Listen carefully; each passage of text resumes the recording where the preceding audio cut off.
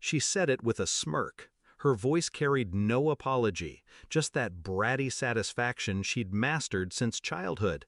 Oops, my bad. Guess you should have helped me with that 29 grand. The laptop hissed, drowned, sparks snapping as it sank. My mother's voice chimed in almost on cue, sugar-coated poison.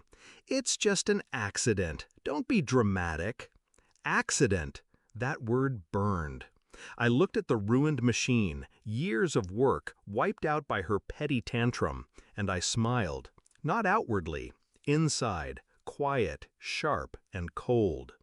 Because in that moment, I knew exactly what I'd do. We grew up under the same roof, my sister and I, but it always felt like different houses. Mine was built on discipline, late-night studying, scraping for scholarships, clawing for a life.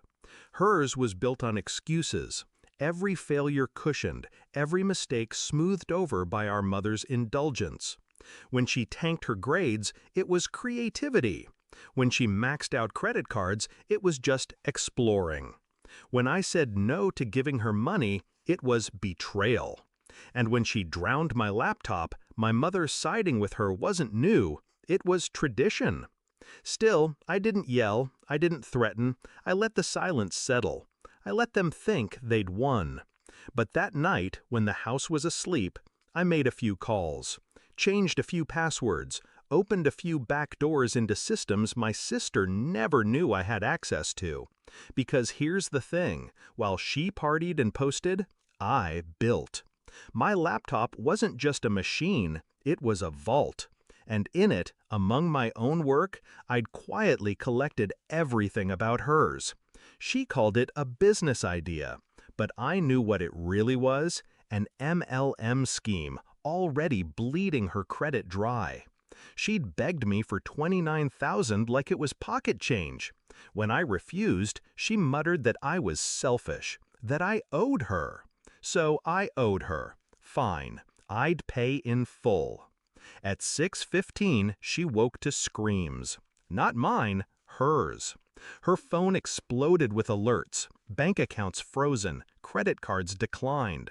She ran down the hall, mascara smeared, waving her phone like a weapon. "What did you do?" I sat at the table, coffee steaming, calm. "Check your email," I said. She did. Her eyes widened. Every unpaid loan, every scam she'd bought into, every debt hidden from our parents, forwarded directly to their inboxes. Creditors copied. Her business partners were CC'd too. The glossy lies she'd told them laid bare with receipts. She dropped the phone, her hands shook. "You ruined me!" I finally looked up. My voice was steady, quiet. "No, you ruined yourself. I just turned on the lights." The fallout was fast. By noon, my parents' phones were buzzing non-stop. Calls from banks, lawyers, angry investors. My sister sobbed, begged them to fix it, to shield her. But this time, even they couldn't deny what was in black and white. Their golden child wasn't creative. She was reckless, a fraud, a parasite. And I was the one who had proof. That night, the house felt different. Silence clung to the walls. My mother didn't defend her. My father avoided her. She tried to corner me in the kitchen, voice raw. "You destroyed my life. For what? A laptop?" I leaned in, so close she could feel my breath. "No, for years." She froze, because she knew. It wasn't about the laptop. It was every sneer, every demand, every time she leaned on me like I existed to carry her weight.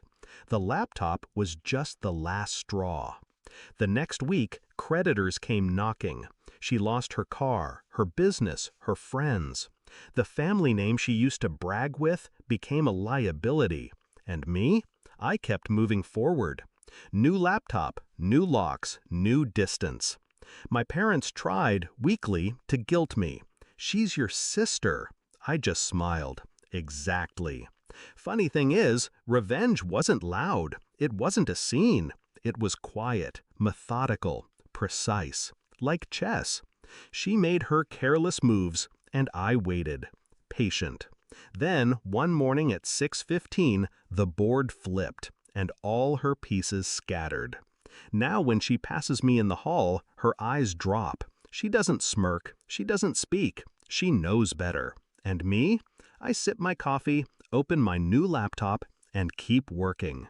Because revenge isn't rage, it's clarity, it's silence.